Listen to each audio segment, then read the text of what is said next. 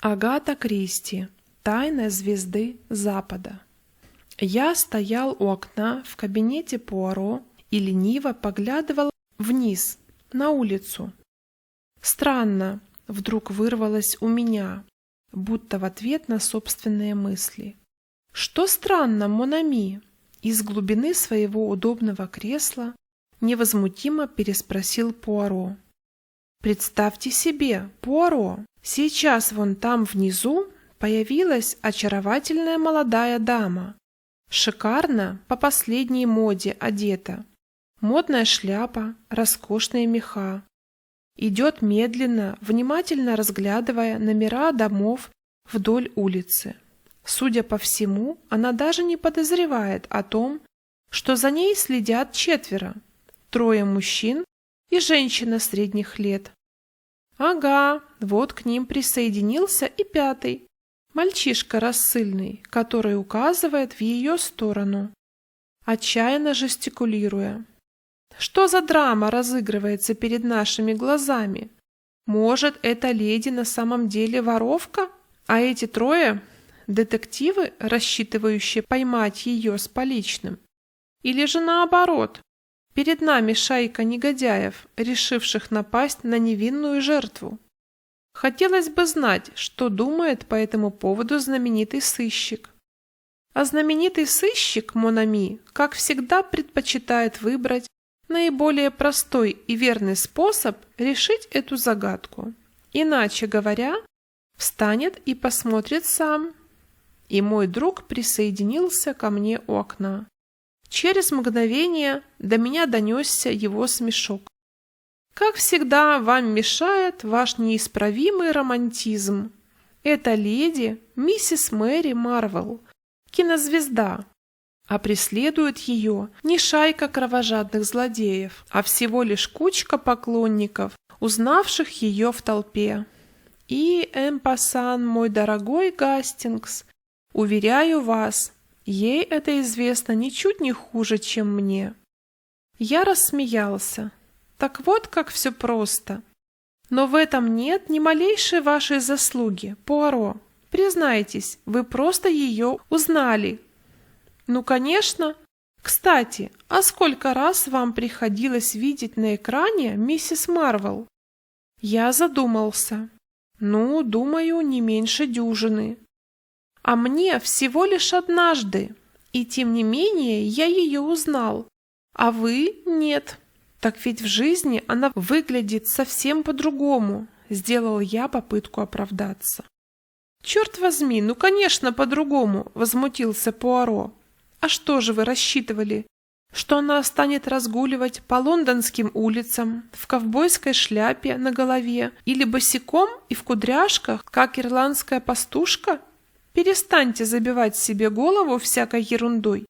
Вспомните-ка случай с той танцовщицей, Валерий Сен-Клер.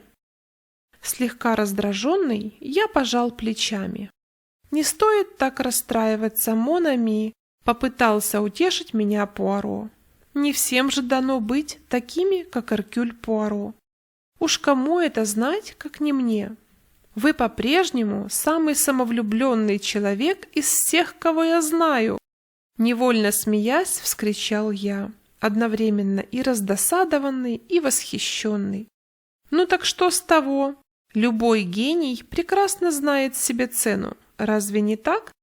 И все окружающие тоже, и отдают ему должное. Если не ошибаюсь, к ним принадлежит и миссис Марвел. Что? Вне всякого сомнения. Кстати, она идет сюда. Почему вы так решили? Все очень просто. Эту улицу аристократической ведь не назовешь, правда, мон ами? Здесь нет ни приемной модного врача, ни модного дантиста, и модного магазина здесь тоже нет. Зато здесь живет модный детектив. Да-да, мой друг, это правда. Я вошел в моду. Последний крик моды. Только послушайте, о чем нынче разговаривают дамы. Вот одна из них шепчет другой. Правда? Вы потеряли свой золотой футляр для карандаша? Но тогда обязательно обратитесь к тому маленькому бельгийцу. Он великолепен. Это все говорят, он просто прелесть. И они обращаются толпами, мой друг, и с самыми идиотскими проблемами. В приемной раздался звон колокольчика. Что я вам говорил? Это миссис Марвел. К немалой моей досаде Пуаро, как обычно, оказался прав. Мгновение спустя прославленная американская кинозвезда появилась в его кабинете, и мы встали, чтобы поприветствовать ее. Вне всякого сомнения, миссис Мэри Марвел была в те дни одной из богинь киноэкрана.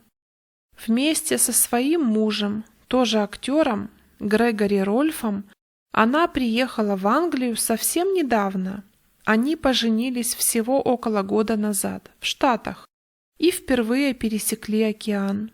Встречали их восторженно. Буквально все готовы были сходить с ума по Мэри Марвел и по ее изумительным нарядам, роскошным мехам, редкостным драгоценностям, но более всего публику завораживал один уникальный бриллиант, который назывался, словно под стать хозяйке, «Звезда Запада». Об этом камне ходило немало легенд. Правда и вымысел смешались воедино. Точно было известно лишь одно, что застрахован он был на огромную сумму в $50 000. Все это с быстротой молнии промелькнуло в моей голове, пока я вместе с Пуаро почтительно здоровался с нашей клиенткой. Тоненькая и изящная, хрупкая, как тангарская статуэтка, она была прекрасна. Широко распахнутые наивные синие глаза делали ее похожей на ребенка. Пуаро галантно предложил ей стул. Она уселась и немедленно приступила к делу. «Должно быть, вы сочтете меня глупой, месье Пуаро, но прошлым вечером лорд Краншо рассказывал мне, как вы были великолепны, когда раскрыли тайну гибели его племянника, и я тут же решила, что мне крайне необходимо посоветоваться с вами. Не исключено, что все это не стоит и выеденного яйца. Просто глупый розыгрыш. Во всяком случае, так считает Грегори. Но я перепугана до смерти». Она смолкла, пытаясь перевести дыхание. Пуаро ободряюще улыбнулся. «Прошу вас, продолжайте, мадам. Видите ли, пока что я ничего не понимаю. Все дело в этих письмах». Открыв сумочку, Мэри Марвел извлекла из нее 3 конверта и вручила их Пуаро. Мой друг с самым заинтересованным видом поднес их к глазам. Дешевая бумага, имя и адрес напечатаны очень аккуратно. «Давайте посмотрим, что там внутри». Он извлек содержимое одного из конвертов. Сгорая от нетерпения, я подошел к нему и заглянул через плечо. В письме было всего несколько строк, напечатанных так же тщательно и аккуратно, как и адрес на конвертах. Там было сказано примерно следующее. «Большой бриллиант, левый глаз Бога, должен вернуться на то место, откуда пришел». Второе предупреждение составлено почти в тех же самых выражениях. Зато третье послание звучало куда более зловеще. «Вас предупреждали. Вы не послушались. Теперь бриллиант заберут у вас. В полнолуние оба бриллианта, и левый и правый глаз Бога, вернутся на свои места. Так предначертано свыше. Это знак судьбы». Первое письмо я приняла просто за чью-то глупую шутку, объяснила миссис Марвел. Когда же вскоре доставили второе, мне уже стало не по себе. Третье поступило только вчера, и вот тогда-то мне впервые пришло в голову, что дело это может оказаться гораздо серьезнее, чем представляется на первый взгляд. Насколько я понимаю, все письма вы получили не по почте? Да, все их доставили, доставил какой-то китаец. Вот это-то меня больше всего и напугало. Но почему? Потому что именно в китайском квартале Сан-Франциско Грегори и купил мне этот бриллиант. Случилось это почти 3 года назад. Вижу, мадам, вы верите в то, что ваш бриллиант и в самом деле является звездой Запада, закончила вместо него Мэри Марвел. Так оно и есть. К тому же Грегори вдруг вспомнил, что с этим камнем была связана какая-то давняя история, но разузнать подробнее ему так и не удалось. Тот, кто продал ему камень, говорил он, казалось, был перепуган насмерть и думал только о том, как бы поскорее сбыть его с рук. Поэтому-то и запросил едва лишь 10-ю долю его настоящей цены. Грег преподнес бриллиант мне. Это был его свадебный подарок. Пуаро задумчиво кивнул. Звучит словно романтическая легенда, не правда ли? И все же, кто знает. Прошу вас, дорогой Гастингс, передайте мне мой карманный календарь. Я выполнил его просьбу. «Так», — проворчал Пуаро, перелистывая страницы. «Когда у нас полнолуние? В следующую пятницу, то есть через 3 дня. Эбьен, мадам, вы спрашивали у меня совета. Я даю вам его. Может быть, вся эта история не более чем чей-то глупый розыгрыш, но может быть и нет. Поэтому я предлагаю вам оставить ваш бриллиант до пятницы у меня. Здесь он будет в безопасности. А уж после этого мы сможем предпринять необходимые шаги». Легкое облачко пробежало по лицу актрисы. «Боюсь, это невозможно», — твердо возразила она. «Он ведь у вас с собой, не так ли?» Прищурившись, Пуаро не сводил с нее внимательных глаз. Поколебавшись немного, миссис Марвел неохотно потянула за висевшую у нее на шее длинную цепочку, и что-то тяжелое скользнуло ей в ладонь. Потом подалась вперед и разжала кулак. На ладони у нее в изящной оправе из платины лежал огромный камень, сияющий загадочным светом, точно полночная звезда. Пуаро со свистом втянул в себя воздух. «Удивительно!» — восхищенно пробормотал он. «Вы позволите, мадам?» Осторожно взяв бриллиант в руки, он принялся внимательно его разглядывать. Потом с легким поклоном вернул хозяйке. «Великолепный камень! Без единого изъяна! Ах, это поистине поразительно! И вы носите его с собой просто так? Нет-нет, на самом деле, мсье Пуаро, я очень осторожна.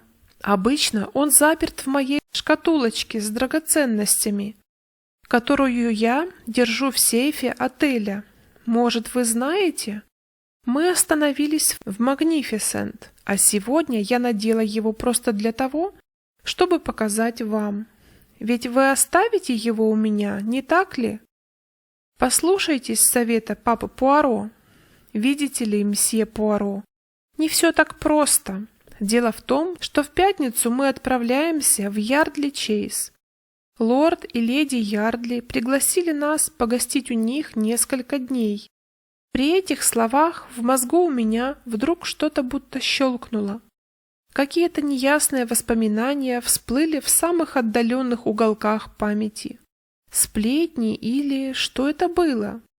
Несколько лет назад лорд и леди Ярдли побывали в Штатах, и стоустая молва моментально разнесла по свету весть о том, что его светлость славно повеселился там в компании некоторых весьма легкомысленных дам.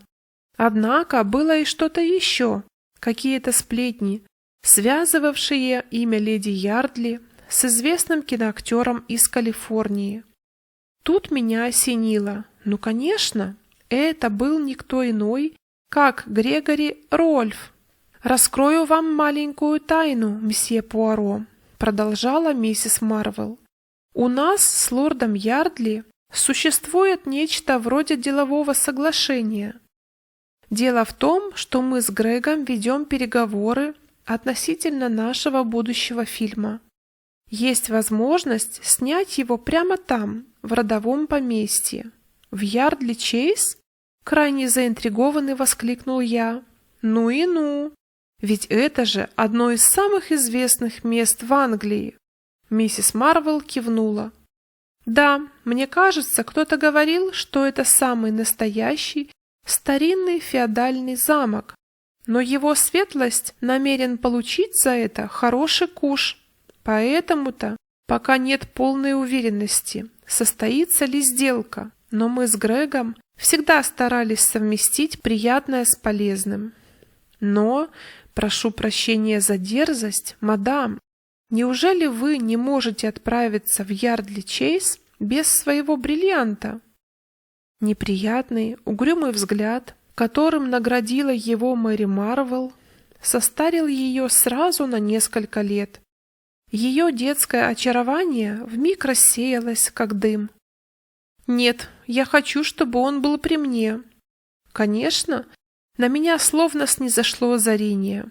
Коллекция великолепных драгоценностей лордов Ярдли широко известна. Вероятно, среди них есть и большой бриллиант? Да, это так, коротко ответила миссис Марвел. А, вот оно что! Едва слышно пробормотал Пуаро себе под нос, так что услышал его один я, и потом уже прибавил, уже громче, в свойственной ему особой манере. Сам Пуаро называет это психологической атакой. Я же считаю, что это не более чем стремление поразить собеседника. Тогда, вне всякого сомнения, вы уже знакомы с леди Ярдли? Или, может, она знакомая вашего мужа? Грегори встречался с ней 3 года назад, когда она была в Штатах. Коротко объяснила Мэри Марвел. Потом, поколебавшись немного, с некоторым вызовом спросила. «Вы читаете светские сплетни?» Мы с Пуаро со стыдом были вынуждены признаться, что, увы, никогда. Я спрашиваю только потому, что на этой неделе в последнем номере появилась одна статья, посвященная самым известным драгоценностям. Что самое забавное, она внезапно замолчала на полуслове. Поднявшись, я направился к письменному столу, стоявшему в задней части кабинета, и скоро вернулся с указанной газетой. Миссис Марвел, забрав ее у меня, поспешно отыскала статью и стала читать вслух. Среди других известных бриллиантов особое место занимает звезда Востока, владельцем которого является семейство Ярдли. Предок нынешнего лорда Ярдли когда-то привез его из Китая. Говорят, что с этим камнем была связана некая таинственная легенда. По старинному преданию, когда-то он был правым глазом храмового божества. Другой бриллиант, точно такой же по форме и размерам, был его левым глазом. Предание гласит, что другой бриллиант был похищен примерно в то же самое время. Один глаз попадет на восток, другой — на запад, пока не встретятся снова, и тогда оба они с торжеством вернутся к Богу. Конечно, все это не более чем забавное совпадение, но дело в том, что в настоящее время действительно существует бриллиант, в точности соответствующий описанию. Он называется «Звезда Запада» и принадлежит американской кинодиве миссис Мэри Марвел. Не безинтересно было бы сравнить два этих великолепных бриллианта. «Потрясающе!» — воскликнул Пуаро. «Вне всякого сомнения, это выдумка чистейшей воды». Он повернулся к Мэри Марвел. «Стало быть, вы ничуть не боитесь, мадам? Вас не терзает предчувствие чего-то ужасного? Похоже, вы не суеверны, нет? А что, если, предположим, когда вы будете знакомить этих двух сиамских близнецов, вдруг, как из-под земли, появится таинственный китаец и похитит их, чтобы увезти в Китай?» Сказано это было в шутливой форме, но я почувствовал, что в глубине души мой друг говорит совершенно серьезно. Нисколько не сомневаюсь, что бриллиант леди Ярдли «Как бы велик он ни был, не мог бы сравниться с моим», — фыркнула миссис Марвел. «Но, как бы то ни было, я хочу взглянуть на него». Я так и не узнал, что хотел сказать Пуаро, потому что в эту самую минуту дверь распахнулась, и в комнату ворвался ошеломительно красивый мужчина. Весь он, от вьющихся черных волос до кончиков модных кожаных туфель, был прямо-таки героем романа, воплощением девичьих грез. «Я предупреждал, что зайду за тобой, Мэри», — сказал Грегори Рольф. «И вот я здесь». «Ну и каково же мнение мсье Пуаро относительно нашей маленькой загадки? Чей-то нелепый розыгрыш, как я и думал?» Пуаро улыбнулся рослому актеру. Рядом они производили довольно забавное впечатление. «Розыгрыш это или нет?» — сухо ответил он. «Но я посоветовал вашей супруге, мистер Рольф, не брать с собой в пятницу бриллиант в Ярдли-Чейз». «Вот тут я с вами совершенно согласен, сэр. И с самого начала так и сказал Мэри. Но поди ж ты, она и слышать ничего не хочет. Моя жена – женщина до мозга костей. Держу пари, она просто не в силах смириться с мыслью, что кто-то другой может затмить ее по части побрякушек. Что за глупости, Грегори?» Резко одернула мужа Мэри Марвел. Гневный румянец залил ее щеки. Пуаро пожал плечами. «Мадам, вы хотели получить совет? Я вам его дал. Больше я ничем не могу вам помочь». Он с поклоном проводил их обоих до дверей. «О-ля-ля!» – промурлыкал он, вернувшись в кабинет. «Эти женщины, вечно с ними одни истории. Заботливый муж рвет волосы на голове, все напрасно. Однако тактичным его не назовешь. Отнюдь нет. Я поделился с ним своими воспоминаниями». И Пуаро энергично закивал. «Так я и думал. И все-таки во всем этом есть нечто странное, весьма странное и любопытное. С вашего разрешения, мой друг, я пойду подышу свежим воздухом. Прошу вас, дождитесь меня. Я ненадолго». Удобно устроившись в кресле, я задремал. Меня разбудил стук в дверь. Она распахнулась, и показалась голова нашей домохозяйки. «Еще одна леди к месье Пуаро, сэр». Я сказала ей, что он вышел, но она заявила, что подождет, потому как, дескать, приехала издалека. «О, проводите ее сюда, миссис Мерчисон. Может, я смогу ей помочь?» Через пару минут посетительница вошла в комнату. Я мгновенно узнал ее, и сердце у меня ёкнуло. Портреты леди Ярдли слишком часто мелькали на страницах светской хроники, чтобы она могла рассчитывать остаться неузнанной. «Прошу вас, садитесь, леди Ярдли». Я придвинул ей стул. «Мой друг Пуаро вышел, но я точно знаю, что он скоро вернется». Поблагодарив, она села. Леди Ярдли была женщиной совсем другого типа, чем миссис Марвел. Высокая, темноволосая. На гордом, бледном лице выделялись лучистые глаза. Только чуть заметная складочка у губ говорила о том, что ее гложет какая-то тайная печаль. У меня вдруг возникло непреодолимое желание показать, на что я способен. А почему бы и нет? В присутствии Пуаро я, само собой разумеется, сразу терялся, часто бывал не на высоте. И все же я нисколько не сомневался, что и сам обладаю недюжинными способностями к дедуктивному методу. Повинуясь безотчетному импульсу, я сразу взял быка за рога. «Леди Ярдли», — начал я, — «мне известно, зачем вы пришли сюда. Думаю, вы получили несколько писем угрожающего содержания, и все они касаются вашего бриллианта». Вне всякого сомнения, стрела попала в цель. Кровь сразу же отхлынула от ее лица, и оно стало пепельно-бледным. Рот испуганно приоткрылся. «Вы знаете, — выдохнула она, — Но откуда? Я улыбнулся. Просто рассуждаю логически. Если миссис Марвел тоже получала письма с подобными угрозами... Миссис Марвел? Так она была здесь? Она только что ушла.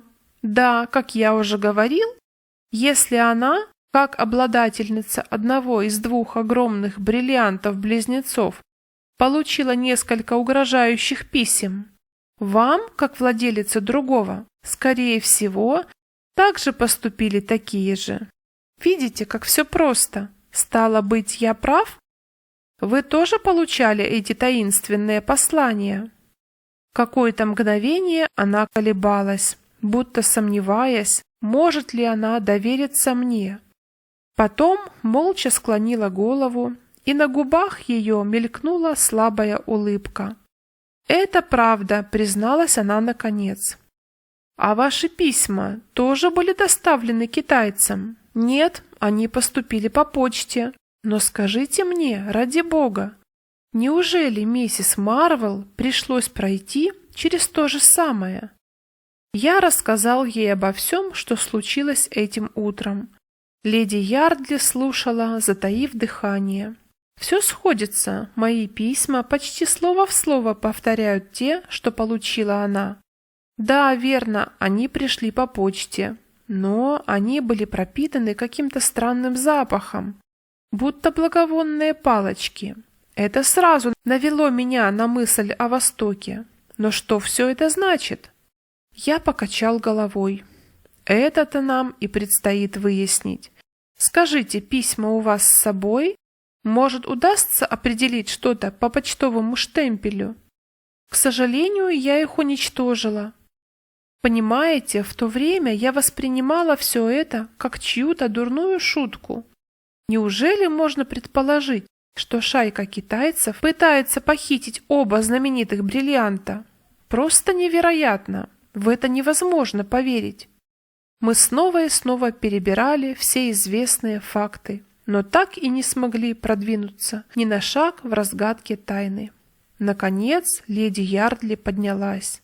«Думаю, мне не стоит больше ждать месье Пуаро. Вы ему обо всем расскажете, хорошо? Большое вам спасибо, мистер». Она замялась, протягивая мне руку, и вопросительно глянула на меня. «Капитан Гастингс. Ах да, конечно. Как это глупо с моей стороны. Вы ведь знакомый Кавендишей, правда? Это Мэри Кавендиш и направила меня к месье Пуаро». Когда мой друг вернулся домой, я имел удовольствие поведать ему о том, какой оборот приняли события во время его отсутствия.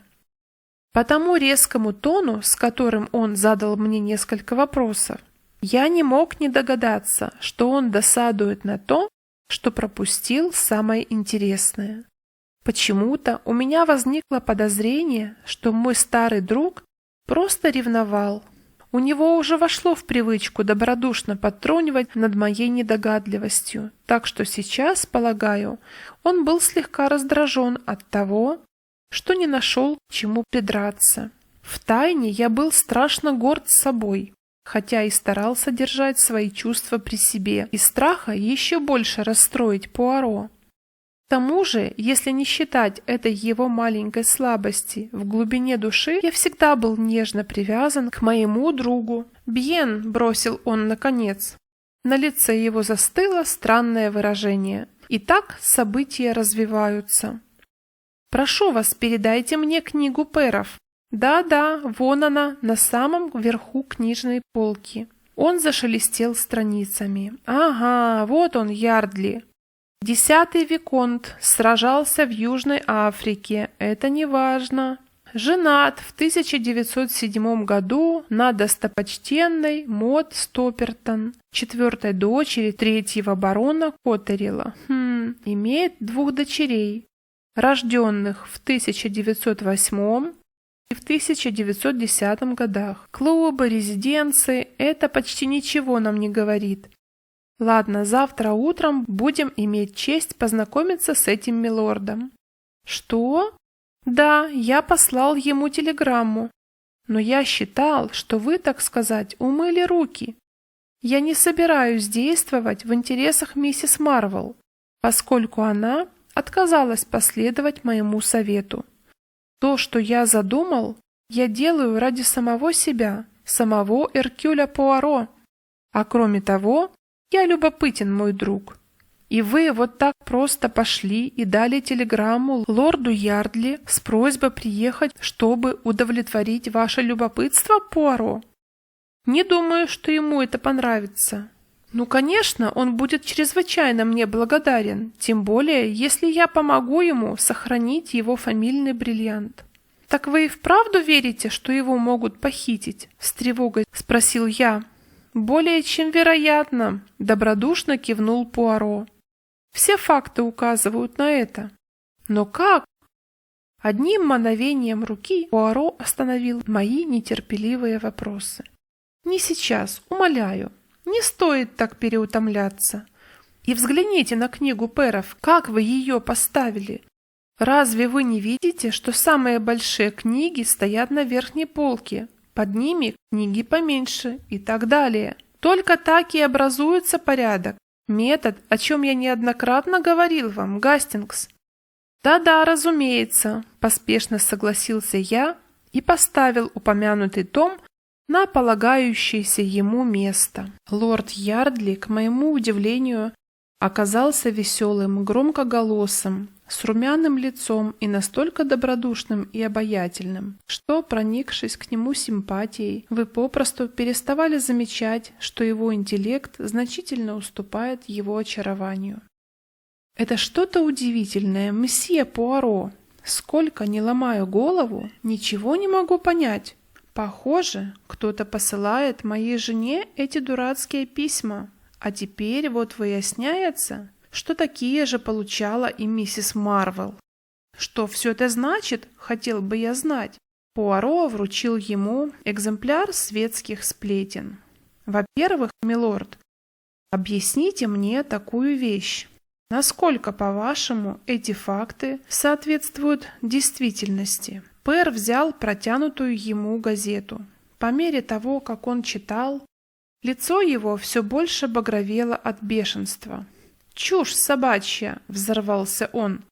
«Не было никакой романтической легенды, связанной с этим бриллиантом. Да и вообще, насколько я знаю, его вывезли не из Китая, а из Индии. При чем тут вообще Китай? Можете мне объяснить? И однако, камень этот известен как звезда Востока. Ну и что с того?» — возмутился он. На губах Пуаро мелькнула тонкая улыбка, но он предпочел уклониться от ответа. «Прошу вас только об одном, милорд, доверьтесь мне.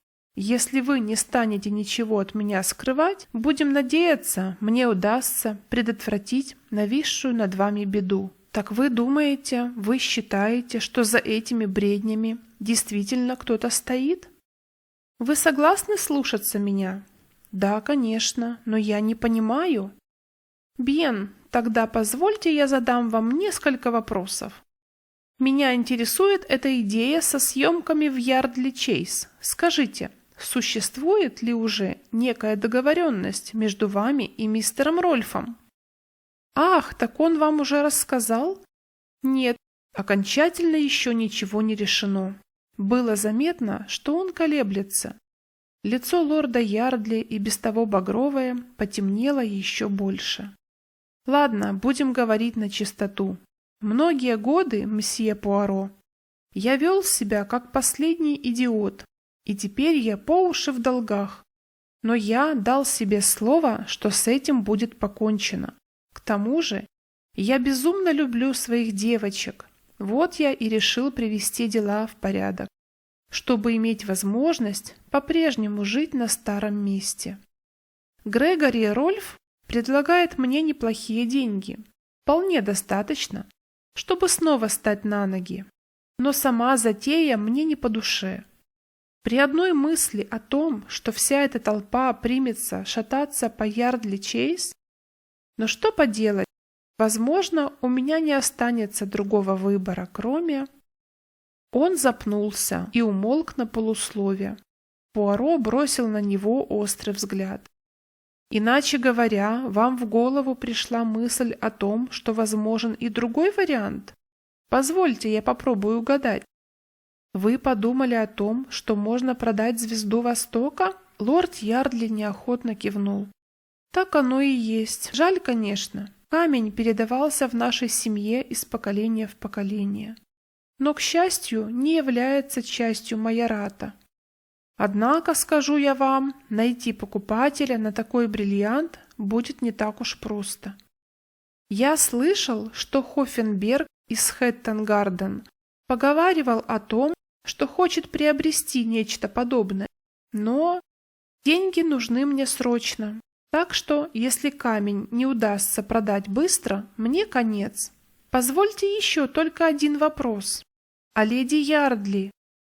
Какой вариант предпочитает она? О, жена категорически против того, чтобы лишиться бриллианта. Вы же знаете, каковы женщины. Кино – это их бог. Суета киношников ее не смущает. «Понимаю», – кивнул Пуаро. Он замолчал, видимо, целиком погрузившись в собственные мысли. Потом вдруг, будто очнувшись, поспешно вскочил на ноги. «Вы возвращаетесь в Ярдли-Чейз немедленно? Хорошо. Никому ни слова, никому, вы понимаете меня? Ждите нас сегодня вечером. Мы приедем после 5. Согласен, но... Советую делать, как я говорю». Совершенно сбитый с толку, ошеломленный Пэр вышел из комнаты. Было уже 5:30, когда мы с Пуаро приехали в Ярдли-Чейз. Преисполненный чувства собственного достоинства, дворецкий провел нас в залу, обшитую старинными деревянными панелями. В камине ярко пылали огромные поленья. Нашим взором представилось очаровательное зрелище – леди Ярдли и 2 ее дочери. Темноволосая голова матери горделиво возвышалась над 2 прелестными белокурыми головками. Стоя у камина, лорд Ярдли с улыбкой наблюдал за ними.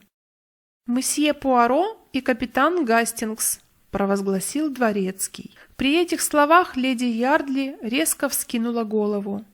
Сам лорд Ярдли, растерянно заглядывая в глаза Пуаро, неуверенно шагнул нам навстречу. Но маленький бельгиец оказался на высоте. «Мои глубочайшие извинения. Я приехал по поводу расследования дела миссис Марвел. Ведь она должна прибыть к вам в пятницу, не так ли? Именно поэтому я и решил явиться немного раньше. Убедиться, что все в порядке, и здесь ей ничего не угрожает. Ах да, я еще хотел узнать у леди Ярдли, не сохранились ли у нее случайно конверты от тех писем с угрозами, которые она получала. Леди Ярдли с сожалением покачала головой. Боюсь, что нет. Конечно, это глупо, но, видите ли, мне и в голову не приходило принимать подобную ерунду всерьез. Вы останетесь на ночь? Полюбопытствовал лорд Ярдли. Ах, милорд, мне бы не хотелось причинять вам неудобства. Мы оставили вещи в гостинице. Ничего страшного. Лорд Ярдли явно почувствовал под ногами твердую почву. Мы за ними пошлем. Нет-нет, уверяю вас, никакого беспокойства. Пуаро быстро позволил себя уговорить и, усевшись рядом с леди Ярдли, принялся знакомиться с детьми. Прошло совсем немного времени, как они уже стали друзьями. А еще через несколько минут все вместе весело играли на полу, причем умудрились втянуть в игру и меня.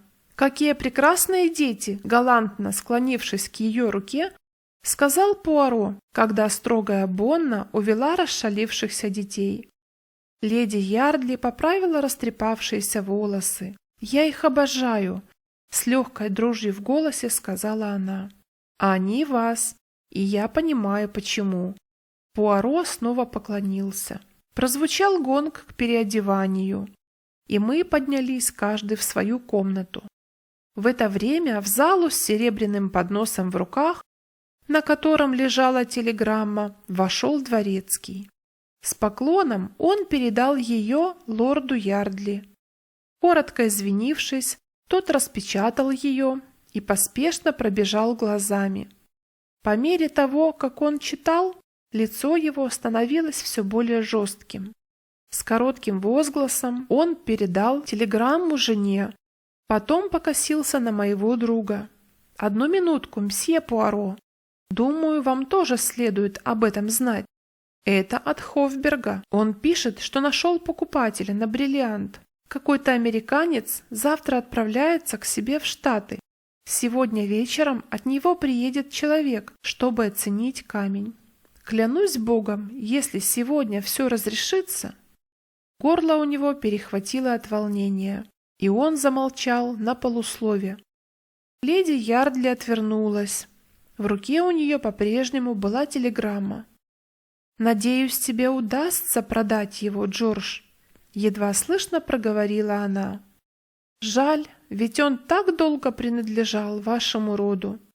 Она немного помолчала, по-видимому, надеясь, что он что-то скажет. Но лорд Ярдли молчал, и лицо ее потемнело. Леди Ярдли решительно пожала плечами. «Что ж, пойду переоденусь. Полагаю, мне следует постараться, чтобы показать товар лицом». Повернувшись к Пуаро, она слегка поморщилась. «Это самое уродливое ожерелье, которое только можно себе представить. Джордж 100 раз обещал отдать его переделать, да так и не собрался». С этими словами она повернулась и вышла из комнаты.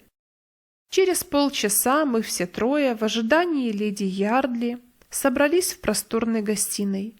Наступило время обеда. Прошло еще несколько минут. Вдруг послышался легкий шорох, и в дверном проеме, как картина в раме, возникла леди Ярдли, ошеломляюще красивая в своем сверкающем длинном белом платье. Положив руку на грудь, на которой сверкало ожерелье, она смотрела на нас. «Жертва перед вами!» — весело воскликнула она. Ее веселость показалась мне наигранной. «Подождите, я сейчас включу люстру, и вы своими глазами увидите самое уродливое ожерелье в Англии». Выключатель был в коридоре, как раз возле двери. Она протянула к нему руку, и тут произошло невероятное. Неожиданно, без всякого предупреждения, свет погас, дверь с шумом захлопнулась, и из-за нее послышался долгий, душераздирающий женский крик. «Боже милостивый!» — воскликнул лорд Ярдли. «Это же голос Мод! Что случилось?» Спотыкаясь в темноте, как слепые, и чуть не сталкиваясь лбами, мы гурьбой ринулись к двери. Прошло несколько минут, прежде чем мы смогли ее открыть. Что за ужасное зрелище представилось нашему взору! Леди Ярдли, лишившись чувств, лежала на мраморном полу. На ее белой шее, в том месте, где только что ослепительно сверкали бриллианты, сейчас темнел багровый рубец. Мы кинулись к ней, содрогаясь от страха при мысли, что наша помощь опоздала. И в этот момент она открыла глаза. «Китаец!» — превозмогая боль, прошептала она. «Китаец! Там, в боковую дверь!» Лорд Ярдли с проклятием вскочил на ноги. Я последовал за ним. Сердце мое стучало, как молот. Снова проклятый китаец! Та боковая дверь, о которой говорила леди Ярдли, находилась за углом, в самом конце коридора, не более чем в нескольких ярдах от того места, где разыгралась трагедия. Нам хватило нескольких секунд, чтобы добежать до нее. Из груди у меня вырвался крик. Там, прямо у порога, сверкающей нитью протянулось ожерелье. Скорее всего, вор, в панике удирая, попросту обронил его. И тут я снова вскрикнул. Рядом хрипло простонал лорд Ярдли. В самом центре ожерелья зияла большая дыра. Звезда Востока исчезла. «Теперь все ясно», — выдохнул я. Действовали необычные воры. Бриллиант, вот зачем они охотились. Но как им удалось проникнуть внутрь? Через эту дверь. Да ведь она всегда заперта, только не теперь. Взгляните сами. С этими словами я толкнул дверь, и она легко открылась. Вдруг что-то на земле привлекло мое внимание. Наклонившись, я поднял с пола небольшой лоскуток, кусочек шелковой ткани. Вышивку, украшавшую его, спутать было невозможно. Это был китайский шелк. Видимо, в спешке зацепился за что-то, объяснил я.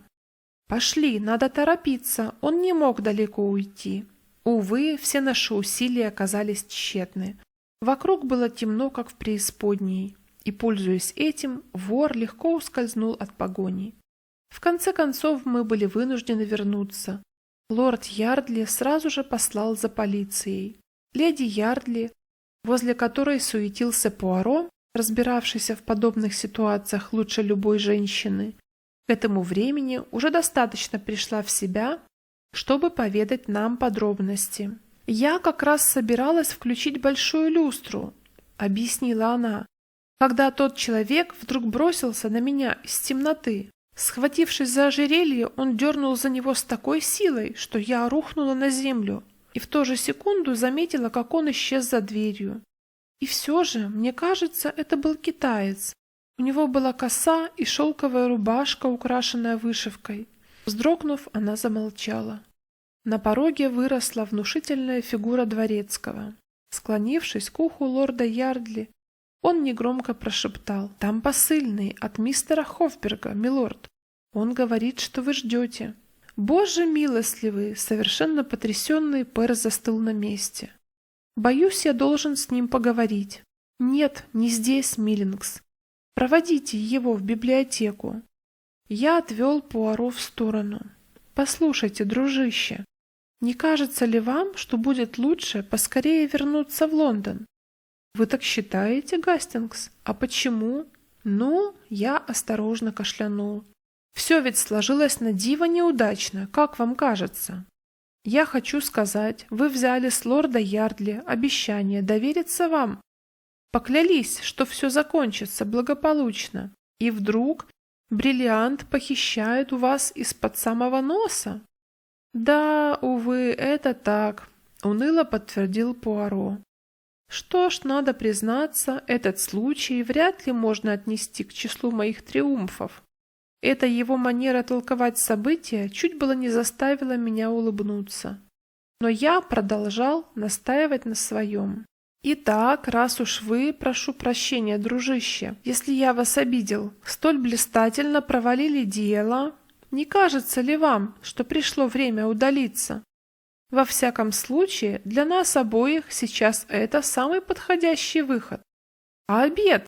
Изысканный, великолепный обед, которым нас собирался угостить лорд Ярдли.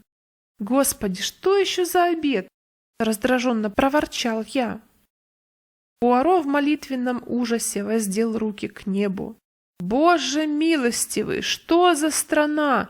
Относиться к гастрономическим изыскам с преступным равнодушием. Есть еще одна причина, по которой нам следует как можно скорее вернуться в Лондон. Что еще за причина?» «Второй бриллиант», — напомнил я, понизив голос до шепота. «Тот, что принадлежит миссис Марвел. Ну и что с ним?» «Господи, да как же вы не понимаете?» Такая недогадливость, столь необычная для Пуаро, вывела меня из себя. И куда подевался его всегдашний острый ум? То, что сегодня случилось здесь, может повториться там. «Вы правы!» Отступив на один шаг, воскликнул Пуаро. Взгляд его был полон неподдельного восхищения. «Ваша проницательность заслуживает всяческой похвалы, мой друг. Заметьте, сам я об этом не подумал. Но у нас, к счастью, еще много времени. Ведь полнолуние наступит только в пятницу». Я с сомнением покачал головой. Эта история с полнолунием не внушала мне особого доверия.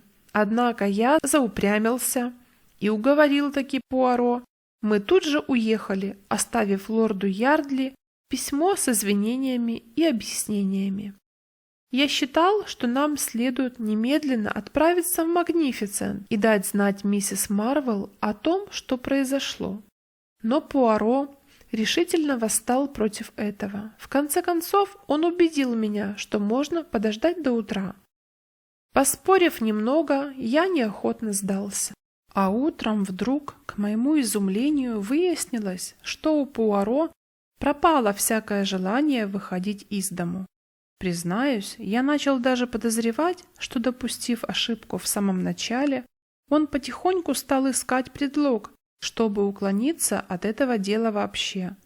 Но в ответ на мои обвинения Пуаро с невероятным упрямством заявил, что все подробности происшествия в Ярдли-Чейз напечатаны во всех утренних газетах, и уж к этому времени чита Рольф знает о случившемся ровно столько же, сколько могла услышать от нас обоих.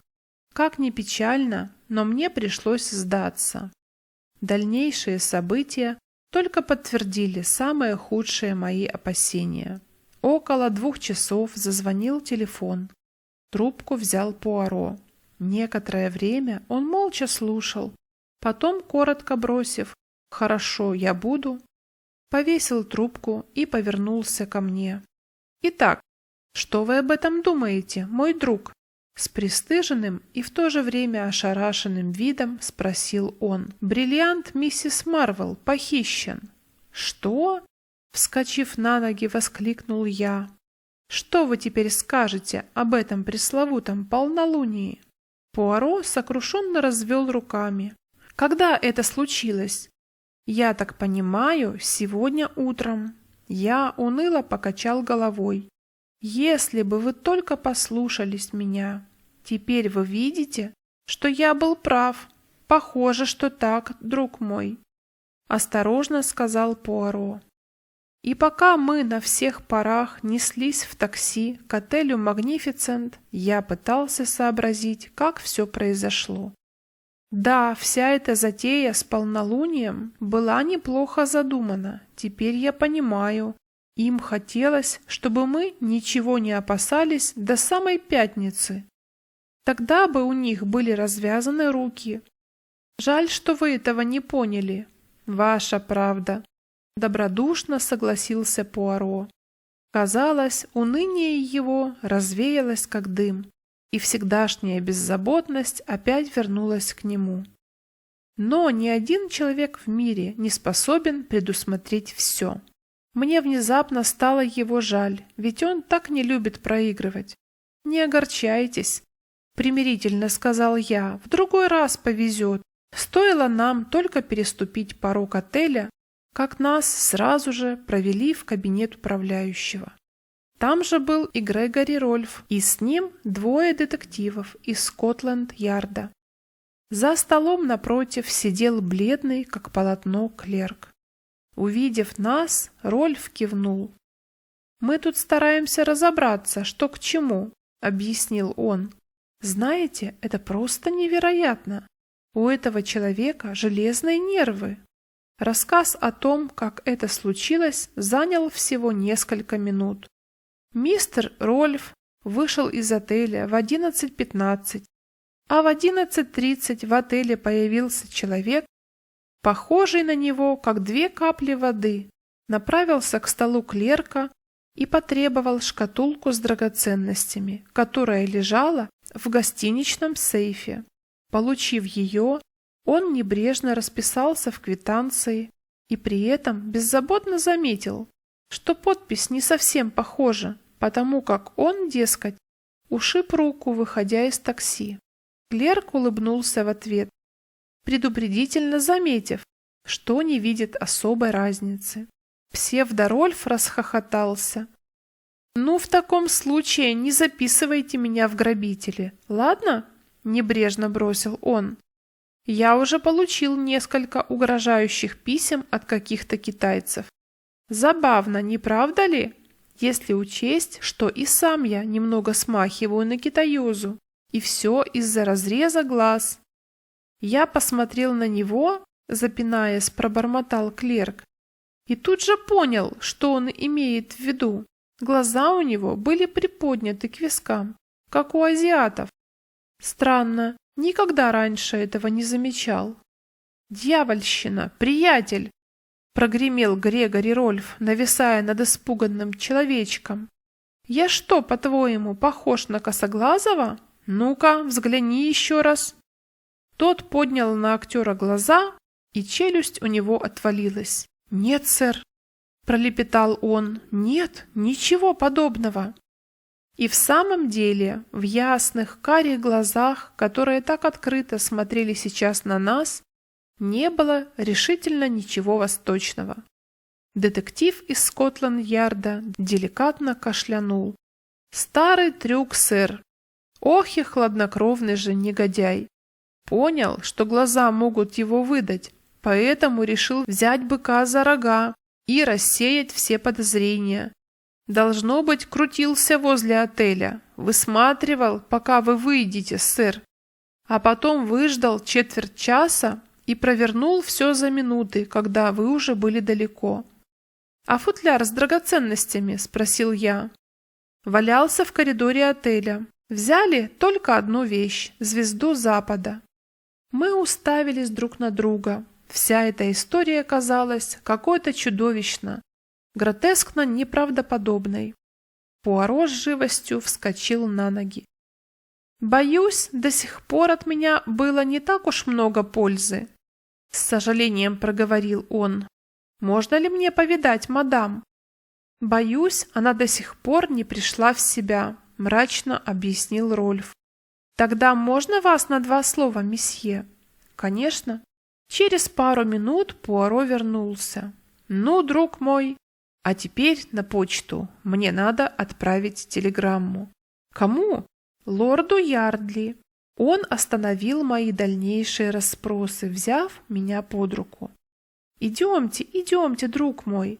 Знаю, что вы думаете по поводу этого дела. Сам Пуаро совершил неожиданную ошибку. Уж вы на моем месте не оплошали бы. Пусть так. А теперь давайте на некоторое время забудем об этом печальном инциденте и спокойно пообедаем». Было уже около 4, когда мы, наконец, вернулись в квартиру Пуаро. Какой-то мужчина, сидевший в кресле у окна, встал при нашем появлении. Это был лорд Ярдли. Его осунувшееся лицо без слов говорило о том, насколько он раздавлен случившимся. «Я получил вашу телеграмму и тотчас же приехал. Послушайте, я связался с Хофбергом. Так вот, они и знать не знают о том человеке, который приезжал вчера в Ярдли-Чейз, якобы по их поручению, и о телеграмме тоже. Вам не кажется, что...» Пуаро порывисто сжал его руку. «1000 извинений, это я послал телеграмму. И того человека нанял тоже я». «Вы? Но для чего? Зачем?» Запинаясь, пролепетал растерянный пэр. «Хотел обострить ситуацию», — коротко объяснил Пуаро. «Обострить? О, бог мой!» — простонал лорд Ярдли. «И мне это удалось», — жизнерадостно заявил Пуаро. «А теперь, милорд, благодаря моей блестящей идее, я имею удовольствие вернуть вам вот это». И театральным жестом он протянул Пэру на раскрытой ладони какой-то сверкающий предмет. Это был огромный бриллиант. «Звезда Востока!» — ахнул лорд Ярдли. «Но как же? Ничего не понимаю». «Неужели?» — удивился Пуаро. «Впрочем, это не так уж важно. Поверьте, было совершенно необходимо, чтобы бриллиант украли. Я поклялся, что он вернется к вам, а не в моих привычках нарушать данное мной слово. А теперь вы должны позволить мне сохранить при себе эту маленькую тайну. Прошу вас передать уверение в моем нижайшем почтении леди Ярдли и скажите, что для меня это огромная честь вернуть ей этот камень. Прекрасная погода сегодня, не так ли? Всего доброго, милорд». Улыбаясь и непрерывно болтая, маленький бельгиец проводил совершенно сбитого с толку лорда Ярдли до дверей. Вернулся же он, довольно потирая руки. «Пуаро!» — возопил я. «Мне кажется, я сошел с ума». «Ну что вы, друг мой, просто у вас, как обычно, туман в голове. Как вам удалось вернуть бриллиант?» Его любезно отдал мне мистер Рольф. Рольф? Именно. Письма с угрозами, китаец, статья в светских сплетнях – все это порождение изобретательного ума мистера Рольфа. 2 огромных бриллианта, похожих как 2 капли воды. Бог мой, они никогда не существовали. Был только один бриллиант, друг мой. Много лет он находился в коллекции лордов Ярдли. Но в течение последних 3 лет им владел мистер Рольф. Нынче утром он украл бриллиант с помощью нехитрой уловки, умело подправив гримом форму глаз. Ах, надо непременно посмотреть его в кино. Он настоящий артист. Но для чего ему красть свой собственный бриллиант? Пораженно спросил я. Для того было много причин. Начнем с того, что леди Ярдли понемногу начинала терять терпение. Леди Ярдли? Помните ее поездку в Калифорнию? Тогда она чувствовала себя очень одинокой. Супруг ее развлекался где-то на стороне. А мистер Рольф? Что ж, он красив, обаятелен. А кроме того, ему присущ эдакий романтический флер. На самом же деле, между нами говоря, он весьма и весьма расчетлив, этот господин. Сначала он вскружил ей голову, а потом принялся шантажировать ее. Прошлым вечером я припер ее к стенке, и бедная леди во всем призналась. Клялась и божилась, что может упрекнуть себя, разве что в излишней неосторожности. И знаете, Гастингс, я ей верю. Но у Рольфа, вне всякого сомнения, сохранились ее письма, которые при желании можно было бы истолковать совсем иначе. Впереди маячила угроза скандального развода, вполне возможно и разлуки с детьми, и бедняжка готова была сделать все, что он от нее потребует. Своих денег у нее нет и никогда не было, поэтому ей поневоле пришлось отдать ему бриллиант и заменить его похожим стразом. Помните, меня еще поразило совпадение с датой появления на сцене звезды Запада. Итак, все вроде бы улажено. И тут лорд Ярдли принимает решение уладить свои дела и остепениться. И в первую очередь он решает продать бриллиант. А что это значит? Что подмена будет обнаружена. Отбросив сомнения, леди Ярдли пишет письмо Рольфу, который как раз приехал в Англию. Он успокаивает ее, пообещав обо всем позаботиться и готовится к двойному ограблению. Таким образом, ему удается утихомирить леди, которая в противном случае могла признаться во всем мужу. Такой оборот событий, как вы понимаете, никак не устраивал нашего шантажиста. Ведь он рассчитывал получить 50 000 страховки. Ага, вы об этом забыли. К тому же у него оставался бриллиант. И тут вмешался я. Приходит телеграмма с сообщением, что вечером в Ярдли-Чейз приедет эксперт по драгоценным камням. Леди Ярдли, как я это и предвидел, тут же имитирует ограбление. И, кстати, проделывает это мастерски. Но Эркюля Пуаро не проведешь. Как же все происходит на самом деле? Леди гасит свет, колотит в дверь, затем срывает с шеи ожерелье и бросает его в коридор. А сама в это время вопит во весь голос. Конечно, к тому времени она уже позаботилась у себя в комнате извлечь поддельный бриллиант из оправы. Позвольте, мы же своими глазами видели, что у нее на шее ожерелье, запротестовал я. Прошу прощения, мой друг, помните, она придерживала его рукой? Ее ладонь закрывала то место, где прежде был бриллиант. А подбросить заранее в коридор кусочек вышитого шелка было просто детской игрой. И как только Рольф прочел об ограблении в газетах, он тут же разыграл свой собственный маленький спектакль. «А что вы ему сказали?» – сгорая от любопытства, спросил я. Сказал, что леди Ярдли во всем призналась мужу, что он поручил мне забрать у него камень, и что, если он не вернет его немедленно, то лорд Ярдли поднимет на ноги всю полицию. Ну и еще кое-что, что пришло мне в голову. Поверьте, он был словно воск в моих руках. Я немного подумал. По-моему, это немного несправедливо по отношению к миссис Марвел. Она-то ведь лишилась бриллианта не по своей вине. Подумаешь, бессердечно заявил Пуаро. Зато получила великолепную рекламу, к тому же бесплатно. А это все, что ее волнует. Все они такие актрисы. А вот другая, как они не схожи. Чудесная мать и к тому же восхитительная женщина. Да, неохотно согласился я, поскольку наши с Пуаро вкусы в отношении женщин никогда не совпадали. Я так понимаю, все эти угрожающие письма леди Ярдли писал тот же Рольф? Вовсе нет, живо возразил Пуаро. Она пришла ко мне по рекомендации Мэри Кавендиш. Пришла за помощью, надеясь получить совет, как выйти из трудной ситуации. И тут из ваших уст услышала о Мэри Марвел, которую считала своей соперницей. Узнав, что та побывала у нас, миледи моментально изменила планы, весьма ловко воспользовавшись теми сведениями, которые ей любезно предоставили вы, мой друг. Всего несколько осторожных вопросов, и мне стало ясно, что именно вы завели разговор о письмах, а вовсе не она. Вы ей предоставили великолепный шанс, и она им воспользовалась. «Я этому не верю!» – задетый за живое вскричал я. «Да-да, друг мой, это так. Жаль, что психология не ваш конек.